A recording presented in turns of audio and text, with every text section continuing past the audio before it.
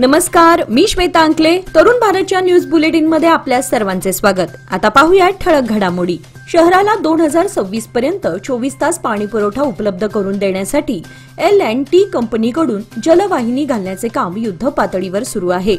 शहरातील विविध गल्ल्यांमध्ये हे काम वेगाने सुरू असून एकूण 95 किलोमीटर जलवाहिनी घालण्याचं लक्ष्य ठेवण्यात आलं आहे. आतापर्यंत 45 किलोमीटर जलवाहिनी घालण्याचं काम पूर्ण झालं असून अजून 50% काम प्रलंबित आहे. या योजनेअंतर्गत शहरातील 58 प्रभागांमध्ये जलवाहिनी टाकण्यात येणार आहे. याआधी हे काम संथ गतीने सुरू होते, मात्र सध्या कामाला वेग आलाय. आतापर्यंत 16,000 घरांना नळ जोडणी देण्यात आली असून उर्वरित घरांना देखील लवकरच नळ जोडणी दिली जाणार आहे. जलवाहिनीचं उर्वरित काम पूर्ण करणं हे L&T कंपनीसमोर मोठं उद्दिष्ट आहे. जिल्हाधिकारी कार्यालयाला घेराव घालण्यासाठी निघालेल्या माजी आमदार वाटाळ नागराज यांना पोलिसांनी ताब्यात घेतले.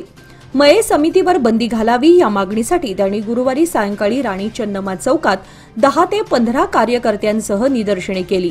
त्यानंतर जिल्हाधिकारी कार्यालयाच्या दिशेने निघताना गुन्हे तपास विभागाचे एसीपी सदाशिव कट्टीमणी व त्यांच्या सहकाऱ्यांनी वाटाळ यांना अडवून ताब्यात घेतले. समिती विरोधात वाटाळ यांनी सतत गरळ ओकणं सुरूच ठेवलं आहे. स्वातंत्र्यपूर्व काळामध्ये 1874 मध्ये स्थापन झालेल्या येळ्ळूर येथील सरकारी मराठी मॉडेल शाळेचा शतकोत्तर सुवर्ण महोत्सव उद्या शनिवार दिनांक 26 व रविवार दिनांक 27 एप्रिल 2025 रोजी भव्य दिव्य पद्धतीने साजरा होणार आहे. या महोत्सवाची जय्यत तयारी करण्यात आली असून माजी केंद्रीय मंत्री शरद पवार हे या कार्यक्रमाला उपस्थित राहणार आहेत. 150 वर्षांचा इतिहास असलेली येळ्ळूर परिसरातील एकमेव ही शाळा असल्यानं या महोत्सवाला विशेष महत्त्व प्राप्त झालेलं आहे. 26 एप्रिल रोजी सकाळी 10 वाजता उद्घाटन समारंभ होणार असून शरद पवार हे प्रमुख वक्ते म्हणून उपस्थित राहतील. यावेळी शिवाजी विद्यापीठाचे माजी कुलगुरू डॉक्टर माणिकराव साळुंखे देखील प्रमुख वक्ते व स्मरणिका प्रकाशक म्हणून सहभागी होणार आहेत. येळ्ळूर येथे कलमेश्वर, श्री चांगळेश्वरी व श्री महालक्ष्मी देवीच्या वाढदिवसानिमित्त भव्य निकाली आंतरराष्ट्रीय कुस्ती मैदानात काल गुरुवार दिनांक 24 एप्रिल रोजी सायंकाळी प्रमुख कुस्ती मिर्झा इराणने निशांत मांडोलचा गुणांवर पराभव करून लोकमान्य केसरीचा बहुमान पटकावला. हर्षद सदगिरेने अमीन जम्मूला गुणांवर तर कार्तिक काटेने राजू मलांगाला लपेट डावावर चित करून उपस्थित 20,000हून अधिक कुस्ती शौकीनांची मने जिंकली. प्रमुख कुस्ती मिर्झा इराण व निशांत मांडोल यांच्यात लोकमान्य कोऑपरेटिव्ह सोसायटीचे सभासद गजानन धामणेकर, पंढरी परब, सुबोध गावडे, अजित गरगट्टी, सतीश पाटील आदी मान्यवरांच्या हस्ते लावण्यात आली. अटीतटीच्या या लढतीमध्ये मिर्झा इराणने एकेरी पट काढून निशांतचा गुणांवर पराभव केला. लोकमान्य कोऑपरेटिव्ह सोसायटी सभासदांच्या हस्ते विजयी इराण याला लोकमान्य केसरीचा किताब देऊन गौरवण्यात आले. ही कुस्ती पाहण्यासाठी बेळगावसह परिसरातील हजारो कुस्ती शौकीनांनी मोठी गर्दी केली होती. येळ्ळूर येथील महाराष्ट्र मैदानावरील आयोजित करण्यात आलेल्या कुस्त्या व्यवस्थित पार पाडण्यासाठी येळ्ळूर कुस्तीगीर संघटनेचे सर्व पदाधिकाऱ्यांनी अथक परिश्रम घेतले. बेळगाव शहराला 24 तास पाणी पुरवठा उपलब्ध करून देण्यासाठी L&T कंपनीकडून शहरात जलवाहिनी घालण्याचं काम सुरू आहे. शहरातील विविध गल्ल्यांमध्ये रस्ते खोदून ठेवण्यात आलेत. अवकाळी येणाऱ्या पावसामुळे आणि रस्त्यावर टाकण्यात आलेल्या मातीच्या ढिगाऱ्यामुळे शहरातील बरेच मार्ग वाहतुकीस अडथळ्यांचे ठरत असून मार्ग चिखलमय बनत आहेत. प्रसंगी रस्त्यावर ठिकठिकाणी वाहनांना यातून वाट काढणंही मुश्किल बनलंय. अशीच वाहनांची गर्दी सध्या येळ्ळूर रोड येथील वडगाव अनगोड रोड येथे पाहायला मिळतीये. गोव्यातून बेळगावात अवैधरित्या विक्रीसाठी आणण्यात येत असलेली सुमारे 468 लिटर विविध कंपन्यांची दारू पोलिसांनी मोठ्या कारवाईत जप्त केली आहे. ही दारू टवेरा कंपनीच्या गाडीतून नेण्यात येत होती. या प्रकरणी मंजुनाथ गिडिगेरी आणि युवराज नायक दोघेही राहणार बेळगाव यांना पोलिसांनी अटक केली आहे. त्यांच्याकडून सुमारे 3 लाख रुपयांची दारू आणि वाहन जप्त करण्यात आलं आहे. ही कारवाई 23 एप्रिल रोजी रात्री सिटी क्राईम ब्रँचचे पोलीस निरीक्षक नंदेश्वर कुंभार, मंजुनाथ भजंत्री व त्यांच्या सहकाऱ्यांनी केली. या प्रकरणी काकती पोलीस ठाण्यात गुन्हा दाखल करण्यात आला असून पुढील तपास सुरू आहे.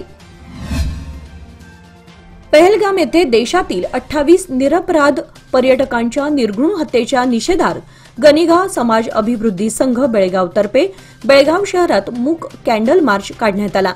अतिरेक्यांना सडेतोड धडा शिकवण्याची कठोर कारवाई केंद्र सरकारने करावी अशी मागणी गनिगा समाजाच्या वतीने करण्यात आली।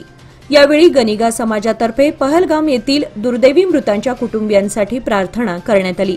या प्रसंगी या कॅन्डल मार्चमध्ये गनिगा समाजाचे बहुसंख्य पुरुष, महिला आणि युवक असे एकूण 200हून अधिक समाज बांधव सहभागी झाले होते। यावेळी समाजाचे अध्यक्ष, संचालक व प्रमुख सदस्य आदी मंडळी हे आघाडीवर होते। महाराष्ट्र राज्याचे उपमुख्यमंत्री एकनाथ शिंदे यांचे विशेष अधिकारी आणि वैद्यकीय मदत कक्षाचे राज्यप्रमुख मंगेश चिवटे यांनी आज बेळगावला धावती भेट दिली। आपल्या एका कार्यक्रमाकरिता ते बेळगावला आले होते। आज त्यांच्या बेळगाव भेटीदरम्यान मध्यवर्ती महाराष्ट्र एकीकरण समितीचे सरचिटणीस व माजी महापौर मालोजी अष्टेकर व वैद्यकीय समन्वयक प्राचार्य आनंद आपटेकर यांनी चिवटे यांची भेट घेऊन सीमा भागातील समस्या व वैद्यकीय मदतीसंदर्भात चर्चा केली। 865 गावातील आरोग्य सुविधा सुधारण्यासाठी आणि बेळगावातील काही खासगी रुग्णालयांना वैद्यकीय पॅनलवर समाविष्ट करण्याविषयी यावेळी चर्चा करण्यात आली। यानंतर टिळकवाडी येथील दक्षता हॉस्पिटलमध्ये चिवटे यांनी भेट देऊन डॉक्टर पी.बी. लाड यांच्याकडून हॉस्पिटलमधील सुविधा आणि रुग्णसेवेबाबत माहिती घेतली। या भेटीप्रसंगी पश्चिम महाराष्ट्राचे शिवसेना वैद्यकीय कक्ष प्रमुख प्रशांत साळुंखे हे उपस्थित होते। चिवटे यांनी लवकरच उपमुख्यमंत्री यांच्यासोबत या संदर्भात बैठक घेण्याचे आश्वासन दिले। लोकमान्यच्या मुदत ठेव योजना म्हणजेच सुयोग्य कालावधीत सर्वोत्तम व्याजदर। आता तुमच्या गुंतवणुकीवर मिळवा 10.60% परतावा। अधिक माहितीसाठी आजच संपर्क करा 1800212450। लोकमान्य, प्रत्येक पावलावर तुमच्या सोबत। योजना फक्त सभासदांकरिता, नियम व अटी लागू। नवे पाऊल, नवा संकल्प लोकमान्य सोसायटी सादर करत आहे लोकमान्य शुभारंभ ठेव योजना, जी देते तुमच्या ठेवीवर आकर्षक व्याज। ज्येष्ठ नागरिकांसाठी 0.5% अधिक व्याज। अधिक माहितीसाठी कॉल करा 1800-212-4050। लोकमान्य, जिथे पैसा वाढतो आणि नातं वृद्धिंगत होतं। बेळगाव शहरात मोकाट जनावरांच्या वाढत्या समस्येला महापालिकेच्या पशुसंवर्धन विभागाने गांभीर्याने हाताळण्यास सुरुवात केली आहे।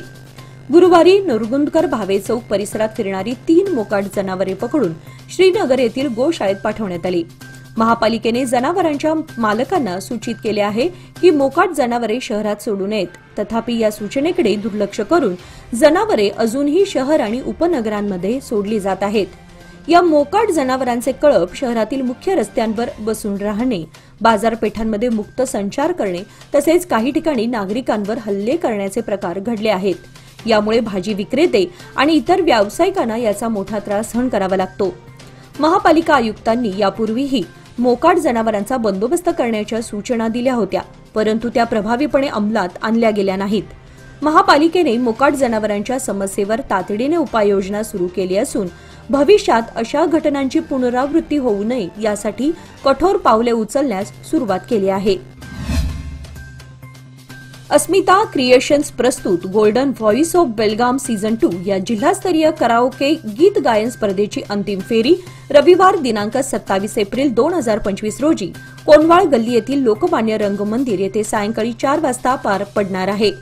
सदर कराओके गीत गायन स्पर्धा ही अस्मिता क्रिएशन्स, रोटरी इलाइट तसेच जय भारत फाउंडेशनच्या संयुक्त माध्यमातून घेण्यात आले आहे।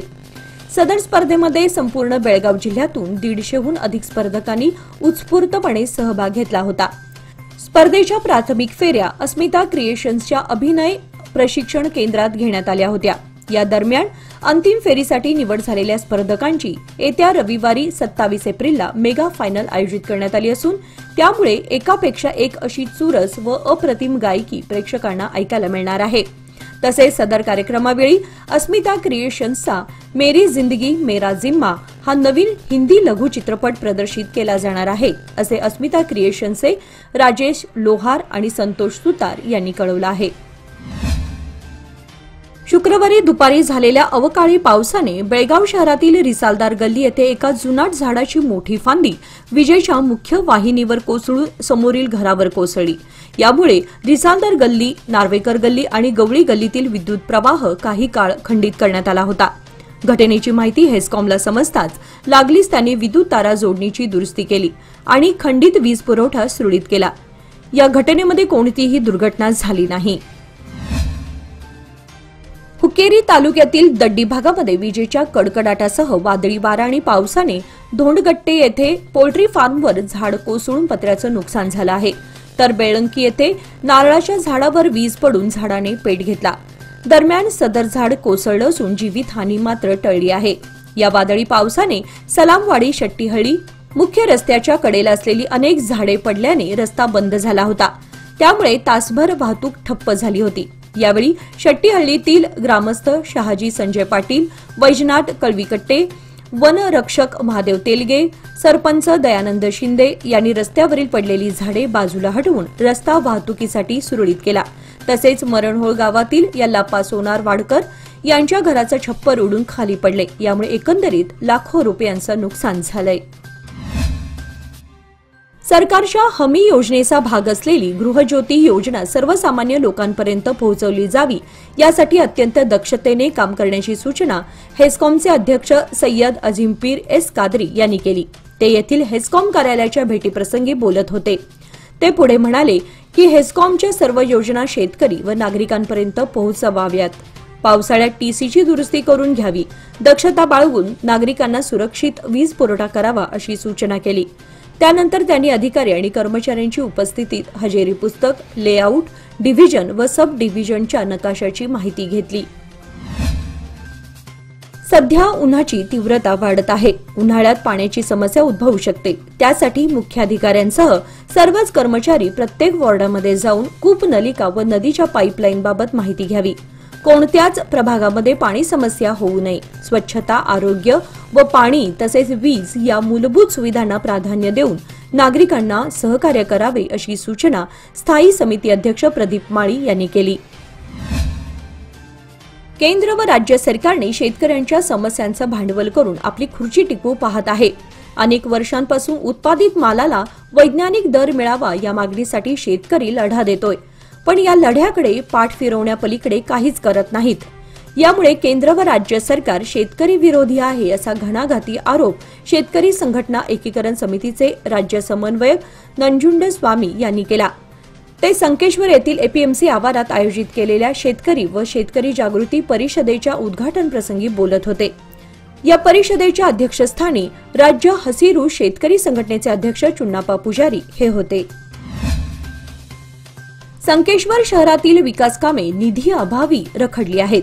शहराला रस्त्याच्या समस्या चांगल्याच भेडसावत आहेत। पावसाळी हंगामापूर्वी रस्त्यांची समस्या सोडवली पाहिजे या उद्देशाने राज्य शासनाकडे 11 कोटींचा प्रस्ताव पाठवण्याचा निर्णय नगर परिषदेच्या बैठकीत घेण्यात आला। बैठकीच्या अध्यक्षस्थानी नगराध्यक्षा सीमा हतनुरी या होत्या।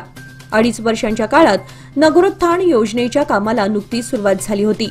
दरम्यान राज्यात सत्तांतर झाले, यामुळे राज्य शासनाकडून विकास निधीचे स्रोत थंडावले। यामुळे शहरातील विकास कामे ठप्प झाली आहेत। शहरातील 23 वॉर्डामध्ये विविध समस्यांनी घेरलं आहे।